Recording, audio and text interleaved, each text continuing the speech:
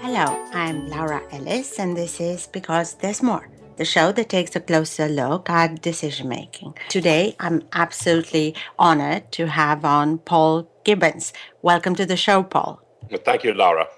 It's a pleasure to have you here. And I'm going to say from the top that I read the book and I absolutely loved it. Today, we'll focus on what the book discusses in greater detail, the science of successful organizational change. It says here that your book offers the first blueprint for change that fully reflects the newest advances in mindfulness, behavioral economics, sociology, and complexity theory. And I couldn't agree more, though I didn't write those words. What attracted you to sciences in the first place, and so many of them, and so different? I think I think of civilization, our human journey is, having three great temples. One is science, the other one is art, and the other one I think is business. Because business, well, I'll say why I love science. I mean, science is, in 2,500 years, this hairless ape, which had barely invented agriculture, has done the most remarkable things. And so the science is a collective effort of humankind transcending itself generation after generation and doing more for each other, and using science to the betterment of humankind. I think it's just the most inspiring thing for me is the journey of science, the journey of scientific revolution, and the journey of the 20th century. But having said that, business is also an incredible thing. If you think about, there are businesses today which employ millions of people. Those are small city-sized business, and that's a remarkable thing. And why business ties into science, because if it were not for business, most of our science would remain in the laboratory. I mean, if a scientific invention is going to become useful to the world, some business guy, frequently not a scientist, is going to have to find a way to scale it and bring it into our homes. So let's talk more about the book. How did you come to write the book? The book I was going to write was going to be the ABC change management book. It was going to be the simple how-to, 150 pages, basic guide change management for managers that don't know much about leading people through change. And as I began to write the book, I began to, sort of like a magpie, thinking, oh, here's some interesting stuff I'll put in on cognitive biases, and here's some interesting stuff I'll put on antifragility. And so by the end of the summer, when I'd begun the book, it went from being an ABCs of change management to really, I think, if I may say, one of the most advanced books on change management there is out there. It takes the 30 or 40 most important books written in the human sciences, and by that I mean I do mean psychology, but also economics, finance, sociology, neuroscience, anthropology, and it puts together the most important advances in the human sciences and tries to deploy them so that change people and strategists can make sense of them in their business. And so it went from being a book that I was going to write in 3 months to taking almost 2 years of full time effort and research. So, What would you say the key messages are from the book? well, I think one of the key messages that I want to leave people with is that change management hasn't really advanced in the last 20 years. So, since the very early work in the 1990s from a guy called John Kotter in Harvard, and various other thinkers, from my point of view, we're still talking about the same things as we were talking about 20 years ago, and I think lots of them are wrong. And I talk about which particular old ideas are wrong in the book. But when I took my first course in change management myself, in 1994, the first model I learned was the model from Elizabeth Kubler-Ross on death and dying, which you'll recognize as denial, anger, bargaining, depression, acceptance. So that was how I was told people approach death, her research in the 1960s, but it's also how people approach change. And it's found our way not just into business culture, but into, the way we talk about someone's in denial or someone's going through the grief cycle. But it's just nonsense. Not only doesn't it describe death very well, and people have failed to be able to, people approach death in different ways, but change isn't like death. There are people who approach change in a myriad of different ways.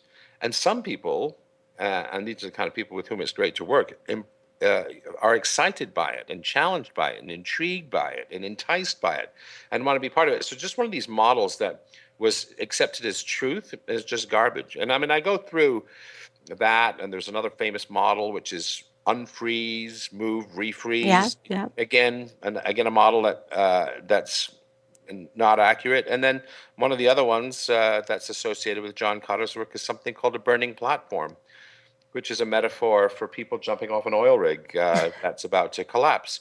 And, you know, fear doesn't motivate people. And the more that we try and motivate people with fear in organizations, the more we disengage them. And neuroscience tells us that when people are afraid, which is what the burning platform metaphor is supposed to suggest, that their decision making is worse and that their creativity is worse. So here are three models which are right at the center of what people still today on LinkedIn, you'll see posts about these models, Yeah, and they're yeah. pure garbage. So that's one of my I sense takeaways to the world is just be careful about what you accept as truth. It's hard to imagine that science and technology has evolved so much. Our understanding of the brain has gone so far, our understanding of ourselves, of what we can and we're capable of doing. Yet, areas like business management, change management, and everything else there, leadership, everything else, is no different today than it was 150 years ago when it started to come together as a science. Science doesn't provide the answers to everything, but it does provide the answers to some things. And we need in the world today, and I mean in the business world too, of course, to where science provides us with answers, we need to be doing what science suggests is correct. Yeah. It's not that science is infallible, but frequently it's better than all of the other alternatives. We want science. When science is on our side, we want science to do the job. So there's an entire chapter in the book on influencing is how you change hearts and minds, which is part of the battle. And there's also a chapter on changing behavior. And those are two of the, if you want, the big chapters in the back of the book. As a scientist, you're almost trained, your mind is trained to refute some of the things that don't immediately have a scientific, is not scientifically based. And what I'm referring to is the role of the mindset and the role of the spirituality and the role of values. And I think I'm learning. I mean, I will be the first one to admit that things that I would have rolled my eyes at probably 2 years ago are making such a difference in my life, in how I personally change my behavior. And I love the fact that you talked about the mindset, that you talked about values, that you talked about spirituality and bringing, I'm thinking even meditation as into the mix. Tell us more about that. Well, one of the things it does is it helps you learn to watch your mind in action. So we want to make better choices in business. We want to make better decisions. But one of the ways we need to one of the things you need to do in order to do that is to see yourself, watch your mind making the decisions it makes already, if you want, on default setting. So if you want to change a behavior, whether it's a behavior of business practices, maybe coaching my staff for 15 minutes every week, having a 15-minute coaching session. Or maybe it's spending 30 minutes a day on big picture visionary thinking. Say it's a behavior change like that you want to do, you need to be aware of the default patterns. In other words, say you want to change the way you drive to work in the morning, you get in the car. That's such an automatic process that most people will be halfway there before they think, oh, I want to try a different route. The mindfulness offers the ability to kind of watch what you're doing more closely. And so when we do mindfulness education in business, we call it attention training, because it's basically training your attention to watch more closely the world and its environment. And so it improves emotion control, it improves decision making, it's related to creativity, it's related to, in the psychology sphere, it's related to help with addictions and depression. It's helped with what's called executive center function. So that's the brain's, if you want, the brain's control center.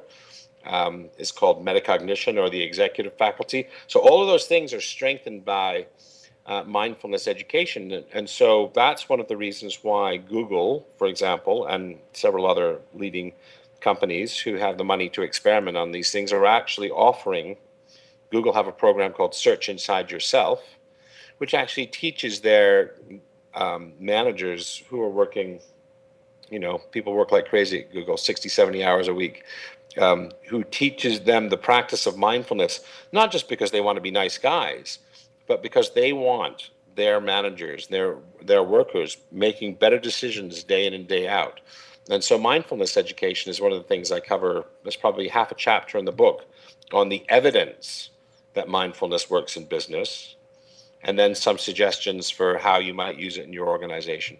How do you think that the management of business is going to evolve? What do you see happening? I wrote in one of my articles that change management ought to be euthanized. We used to put it to sleep. So here, a guy who's an expert, I suppose, on change management, and who's written a book on change management, saying actually what we don't want is change management. Change management is a way of thinking about the world which should be cast out. So why do I say that? Right now, it's usually done by specialists. And what I say in the book that's somewhat controversial is when you're using change management people, you're covering up for deficits in stuff that leaders should be doing anyway. Yeah. If you had a cadre of leaders and middle managers in your organization who are great at communication, great at resolving conflict, great at negotiating, great at bringing different stakeholders together around the table, great at inspiring, great at giving people context in the big picture. If we had people who had those skills, great at supporting people through change when there are emotional difficulties, if we had those skills in our organization, those so-called change skills, if you will, would we really need specialist change managers? No, I don't think we would. And so part of what change management is, it's to make up for deficits in leadership and management in the wider business world. And so why are those deficits exist? If you look at the Harvard Business School curriculum, it's a very fine university and a very fine business school, but if you look at their curriculum, there's only one out of about 100 electives which have anything to do with business change, managing people through change, leading people through change. That's 1 out of 100, and they're electives, it's not mandatory. So here we have an individual graduating from the best respected business school in the country. Well, let's say, for the sake of argument, it's the best respected business school in the country, with almost no knowledge of people and organizations, of how to lead people through change. Yeah. And so if you look at business education, it's almost entirely, if you want to call secular, or almost entirely divorced from the real business of business, which is getting people to work together to produce value. Yeah. And the second dean of the Harvard Business School, a guy called Dunham, said in the 1920s, I believe, he said, nothing is more important for the business leader than to understand human behavior. So here we have a guy who's the dean of Harvard Business School saying almost 100 years ago that we need to understand human behavior to be good business people. And yet we have a curriculum today which is almost devoid of education on human behavior. Just listening to you about eradicating change management as a concept, because leadership should cover that, I'm thinking that goes for employee engagement, that goes for this, for the other. The problem is people who are in the leadership space don't think about it that way. So we'll have to find a way to change the world, Paul. Unfortunately, this is all we have time for today. Thank you for a great content, Paul. We'll talk again soon, no doubt. Everyone, Thank you, Laura. have a great week.